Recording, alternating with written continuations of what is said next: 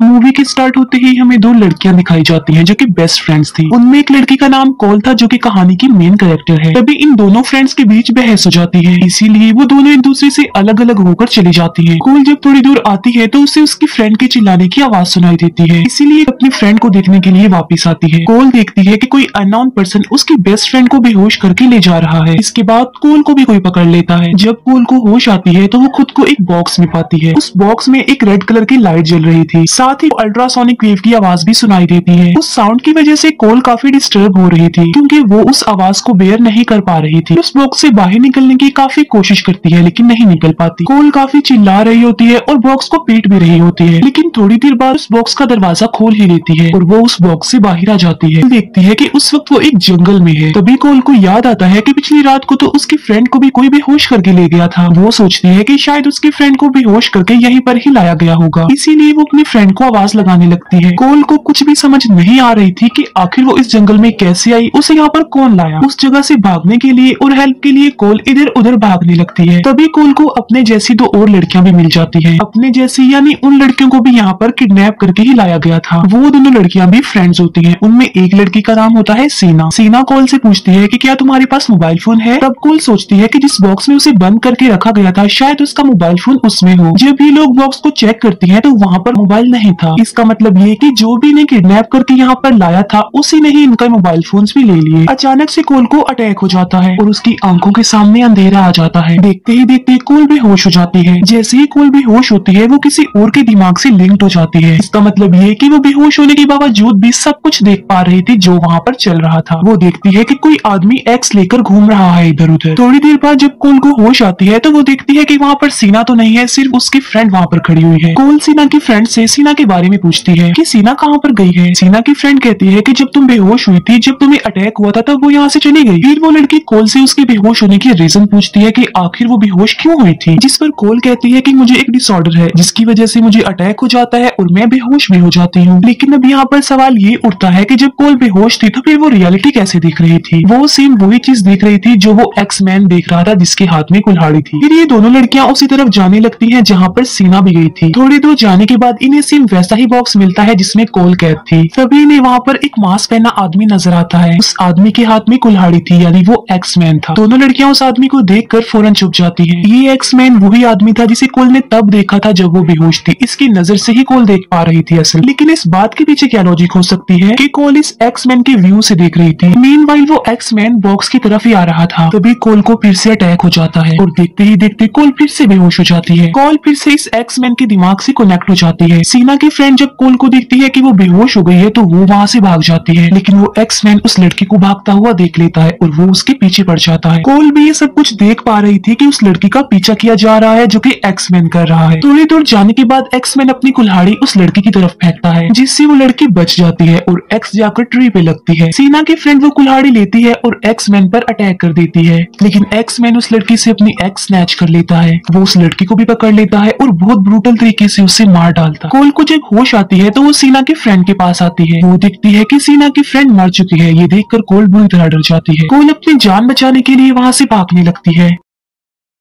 काफी दूर भागने के बाद कॉल जंगल से बाहर वाले एरिया में आ जाती है। अभी भी मुसलसल भाग रही होती है और वहाँ से निकलने की कोशिश कर रही होती है, लेकिन जंगल के चारों तरफ एक डिवाइस लगाई गई थी और जैसे ही उस डिवाइस के पास जा रही थी वो अपने आप से ही रेड हो जाती थी और उसमें अल्ट्रासोनिक वेव की आवाज भी सुनाई दे रही थी। जब कॉल उस डिवाइस से दूर जा रही थी तो वो अपने आप ही ग्रीन हो जाती थी। अब कॉल जंगल से बाहर आ गई थी और वो यहाँ से भाग भी सकती थी, लेकिन ये डिवाइस और अल्ट्रासोनिक वेव उसे यहाँ से भागने नहीं दे रहे थे। और एक और चीज भी थी जिसे उसके दिमाग में फिट किया गया था, जिससे वो उस एक्स मैन से कनेक्ट हो पा रही थी। थक हार कर कॉल वहीं पर ही बैठ जाती है। कॉल देखती है कि एक लड़की भागती हुई उसी की तरफ आ रही है और उस लड़की के पीछे कोई और नहीं बल्कि एक्स मैन ही पड़ा हुआ था। एक्स मैन उस कुल्हाड़ी को उस लड़की की तरफ फेंकता है। वो कुल्हाड़ी सीधी आकर उस लड़की की कमर में लगती है जिससे वो इंजर्ड हो जाती है। तभी वहाँ पर एक और आदमी भागता हुआ आ रहा था और वो आदमी असल में कॉल को ही मारने आ रहा था, लेकिन एक्स मैन उसे ऐसा करने से रोकने की कोशिश कर रहा था। ऐसा लग रहा था कि जैसे शायद वो कॉल की जान बचाना चाह रहा है। जो आदमी अभी कोल को मारने आ रहा था वो होता है सिक मैन। यहाँ पर एक्स मैन और सिक मैन की आपस में लड़ाई हो जाती है, वो एक दूसरे को बुरी तरह पीटने लगते हैं। मौके का फायदा उठाकर कोल उस लड़की के पास आती है और उसे वहाँ से उठाकर ले जाती है। हम देखते हैं कि सिक मैन ने एक्स मैन को मार मार कर इंजर्ड कर दिया था और वो वहाँ से चला जाता है कोल को पकड़ने के लिए। कोल उस लड़की को एक जगह पर छुपा कर मदद लाने के लिए चली जाती है। तभी सिक मैन उस लड़की के पास आ जाता है और उसे मारता है और घसीटता हुआ ले जाता है।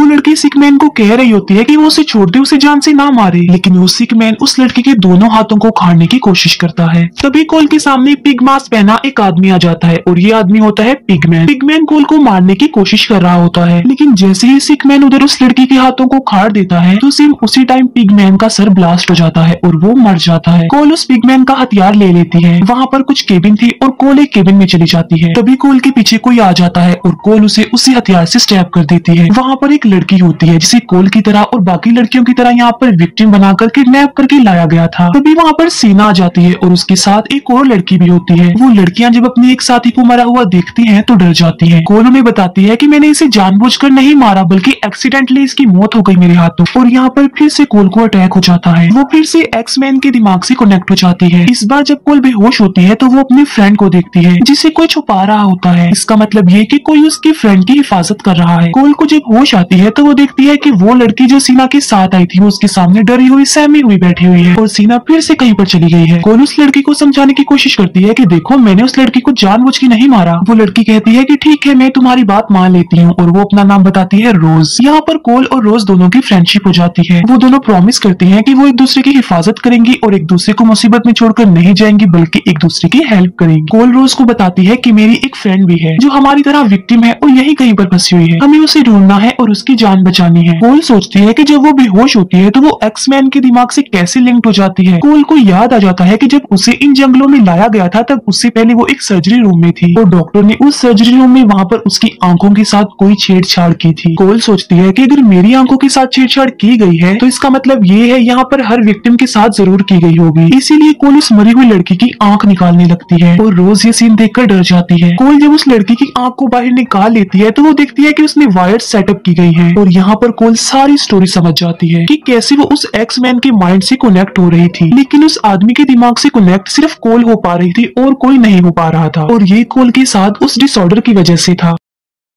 तभी वहाँ पर सीना भी आ जाती है और कोल उसे सारा कुछ समझाने की कोशिश करती है। कोल बताती है कि हम सबकी लेफ्ट आई में वायर सेटअप की गई है, ऐसा इसीलिए किया गया ताकि वो किलर हम पर नजर रख सके। और जब मैं उस आदमी के दिमाग से कनेक्ट हुई थी तो मैंने अपने फ्रेंड को भी देख लिया था। मैंने देखा कि कोई मेरी फ्रेंड की हिफाजत कर रहा है जो कि एक बीस्ट था और वो मेरी फ्रेंड का गार्डियन बीस्ट था। इसका मतलब ये है कि यहाँ पर जितने भी बीस्ट है वो हर एक विक्टिम का एक एक गार्डियन बीस्ट है जो अपनी लड़की की हिफाजत करता है और बाकियों को मारता है। और तो और अगर कोई लड़की मर गई तो उसका गार्डियन बीस्ट भी मारा जाएगा। और जब हमने देखा था कि सिकमैन कोल को मारने आ रहा था तब एक्स मैन ने उसकी हिफाजत की थी क्योंकि एक्स मैन असल में कोल का गार्डियन बीस्ट था। और जहाँ तक रही गार्डियन बीस्ट और विक्टिम की एक साथ मरने की बात, वो हमने तब देखा था जब उस पिगमैन का सर ब्लास्ट हुआ था, जब उसकी लड़की को मारा गया था। असल में ये सारा कुछ किसी ने एक गेम की तरह सेटअप किया गया था सिर्फ पैसों की लालच की वजह से। और इस गेम का जो सर्वाइवर होगा यानी जो सबसे लास्ट में बच जाएगा वही विनर होगा इस गेम का। यहाँ पर सीना सेल्फिश बन जाती है। वो सोचती है कि अगर मैंने कोल और रोज को मार दिया तो डेफिनेटली उनके गार्डियन बीस्ट भी मारे जाएंगे। इसके बाद मैं कोल के फ्रेंड को भी मार दूंगी और उसका भी गार्डियन बीस्ट मर जाएगा और वो अकेले ही रह जाएगी और सर्वाइवर होगी और जाहिर सी बात है फिर वो विनर बन जाएगी। कोल और रोज को जब रियलाइज होता है कि सीना उनके खून की प्यासी बन गई है तब वो वहाँ से भागकर एक दूसरी कैबिन में आ जाती है और तभी उनकी केबिन के बाहर सिकमैन भी आ जाता है। इसीलिए ये दोनों पीछे वाले रास्ते से बाहर निकलने की कोशिश करती हैं, लेकिन रोज का पाँव एक जगह पर फंस जाता है। तभी वहाँ पर सिकमैन आ जाता है और रोज को घसीट कर वहाँ से ले जाता है। फिर सिकमैन रोज को मारने की कोशिश करता है। तभी कोल मेन डोर से अंदर आ जाती है और रोज की जान बचाने के लिए वो उस सिकमैन का मुकाबला करती है। सिकमैन अब रोज को छोड़कर कोल को पकड़ लेता है। तब कोल की जान बचाने के लिए रोज सिकमैन की उंगलियां काट देती है। फिर ये दोनों लड़कियां मिलकर सिकमैन को मार डालती हैं। तभी वहाँ पर एक और गार्डियन बीस्ट आ जाता है जो उन दोनों का नहीं था, यानी वो कोल और रोज का नहीं था। लेकिन जब वो सिकमैन की डेड बॉडी को वहाँ पर देखता है तो वो वहाँ से भाग जाता है। तभी कोल बाहर आती है और सीना भी उसके सामने होती है। सीना जो कि कोल की फ्रेंड को ढूंढ रही थी उसे मारने के लिए। तभी वहाँ पर वो गार्डियन बीस्ट आ जाता है जो थोड़ी देर पहले आया था और वो रोज को पकड़कर वहाँ से ले जाता है। वो रोज को अंदर ले जाकर मारने लगता है और यहाँ पर हमें ये बात पता चलती है कि ये जो गार्डियन बीस्ट होता है ये सीना का होता है। कोल का गार्डियन बीस्ट यानी एक्स-मैन सीना के सर के 2 टुकड़े कर देता है और उसे मार डालता है। अब जैसे ही यहाँ पर सीना मरती है अंदर उसका गार्डियन बीस्ट भी मर जाता है जिससे रोज की जान बच जाती है। फिर कोल अपने गार्डियन बीस्ट को खुद ही मार डालती है ताकि उसका गार्डियन बीस्ट उसकी फ्रेंड और रोज की जान का खतरा न बन सके। कोल जब देखती है कि उसकी फ्रेंड बिल्कुल सही सलामत है तो वो काफी खुश हो जाती है, लेकिन इन दोनों की इतनी गहरी दोस्ती देखकर रोज जेलस हो जाती है। इसीलिए वो कोल की फ्रेंड को अब्यूज करती है और उसे बुरा भला कहने लगती है, लेकिन कोल उसे कहती है कि वो अपना मुंह बंद रखे।